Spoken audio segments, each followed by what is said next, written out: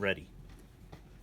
Just cut the wires off, just to pull the white sleeving off. Then cut the wires to length and that are in the drawing. And then we need to put on and we put the connector into the mechanism that insulation displacement mechanism, and we put in the black wire first, then the red wire,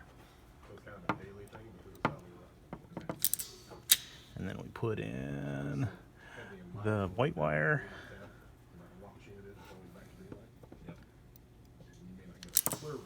and then we put in the blue wire. Done.